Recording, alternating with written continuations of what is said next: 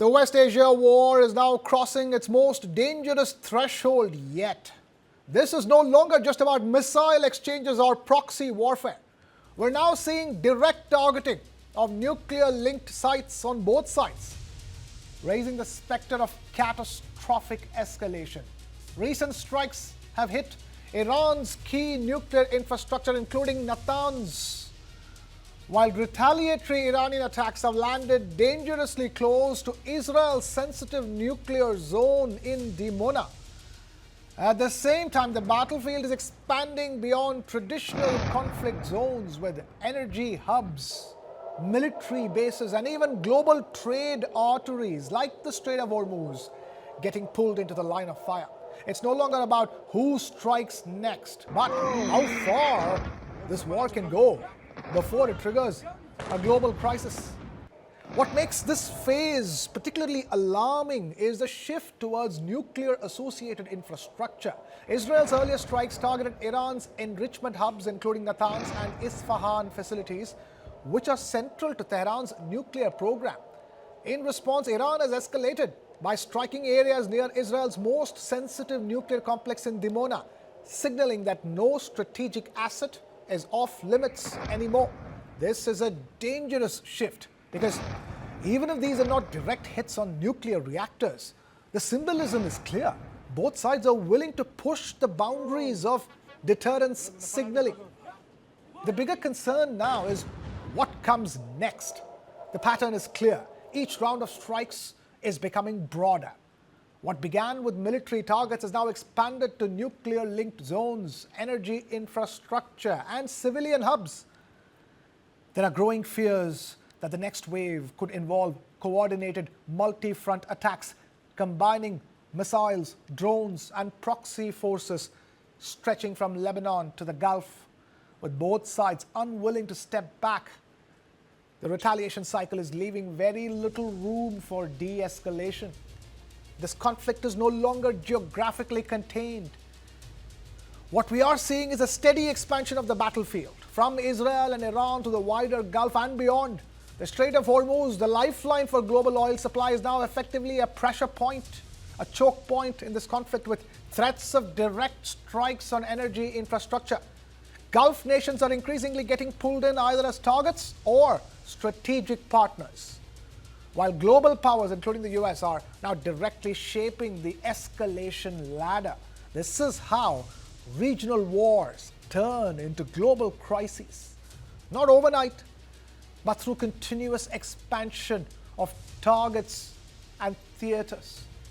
We have Ambassador Suresh Goyal, former Indian diplomat, joining us now, and we have Major General S.B. Asthana, defense and strategic expert, also with us. Thank you both of you for taking time out to be with us.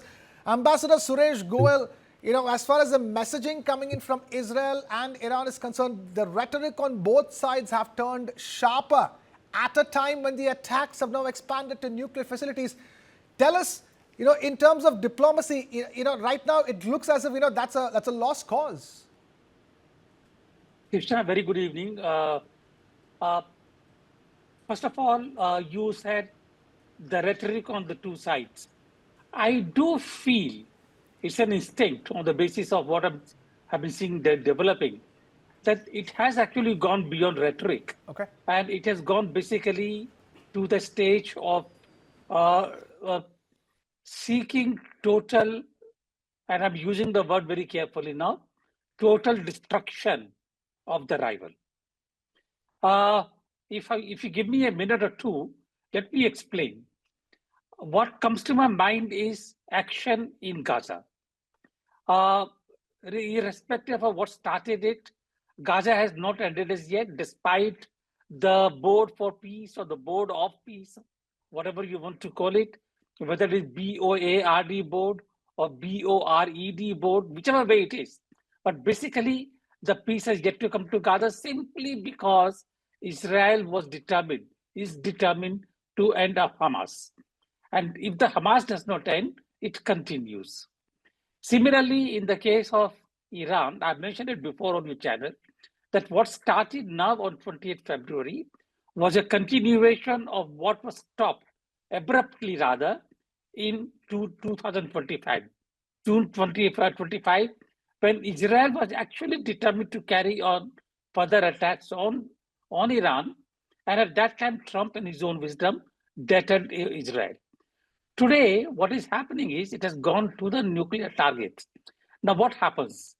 First, the attack on Natanz took place. And President Trump had said just before that he is in the process of winding down the war. Now, if he's in the process of winding down the war, he would not attack a nuclear target, a nuclear energy site. So either Israel acted on its own or it acted with encouragement, if not connivance, of the USA. I would like to believe that just like in the case of attack on the Israeli oil refinery, Iran's refinery, Israel acted on its own. Israel has had the agenda since the beginning to become the West Asian sovereign, to have the total unchecked influence in Gulf and West Asia. Gulf was already more or less part of the US-Israeli alliance, so to say, with the American bases there, and with the information sharing arrangement, intelligence sharing arrangement between Israel, Saudi Arabia, UAE, etc., etc. Only two countries which were actually out of the ambit were Afghanistan and Iran. Now, Iran is coming close to that area. Therefore, right.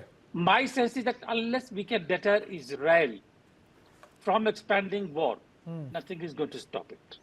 Okay, stay with us. Let me take this across to Major Lesbi Astana as well. Major Lesbi Astana, talk to us. What comes next? Israel's Prime Minister Benjamin Netanyahu says, more nations are now, looking to join the US-Israel campaign against Iran, the war against Iran. At the same time, attacks have taken place on nuclear facilities on both sides. See, the war has been started by US and Israel, and the initiative to escalate has remained with them so far. Even what is happening now is at the initiative of US and Israel, or Israel dictating terms to US in some manner or the other, as it's coming out in various, shall I say, revelations within the administration of President Trump.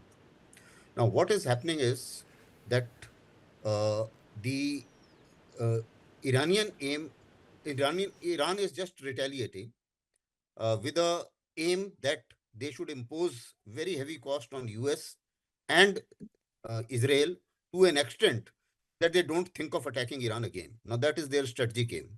As far as US and Israel are concerned, their strategic aim is not being fulfilled. They know it. They have lost it.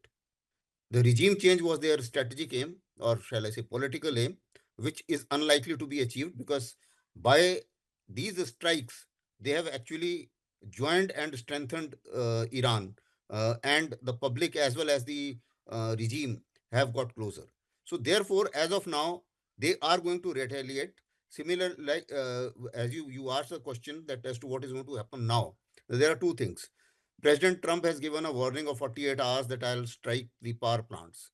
Iranians have also, I think, replied that if that happens, then we may also go and expand it to desalination plants of Saudi Arabia and others, along other countries who are giving bases or who are helping out America to launch these attacks.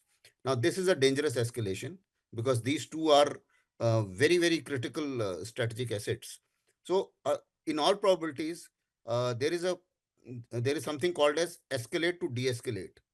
Either Trump is looking at, because he's also giving mixed signals and confusing signals. What sometimes he says, I'm winding up. Sometimes he's sending Marines that I want to capture Kurg island, or I want to capture some of the islands there and then strengthen my bargaining position, etc., etc.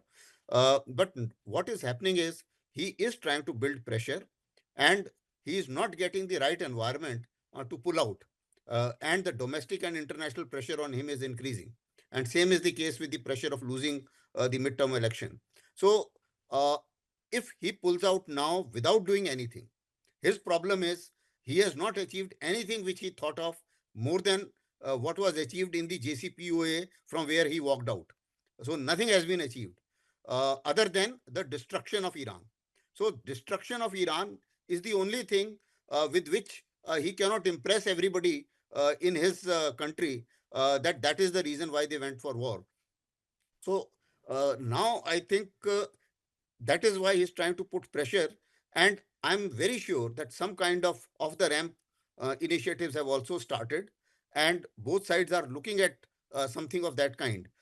Iran has laid out some conditions which I'm sure will not be will not be acceptable to US, but they have laid down some conditions for getting onto the table. Similarly, as far as America is concerned, when he said that okay, they should Right. stop blocking the Strait of Hormuz, I think Iran has said that other than the adversaries, it is not blocked for anybody else. Okay. So something like that is happening. I would like to believe that the escalation, uh, there will be a short-term escalation, Okay. and thereafter perhaps they will try and see some sense.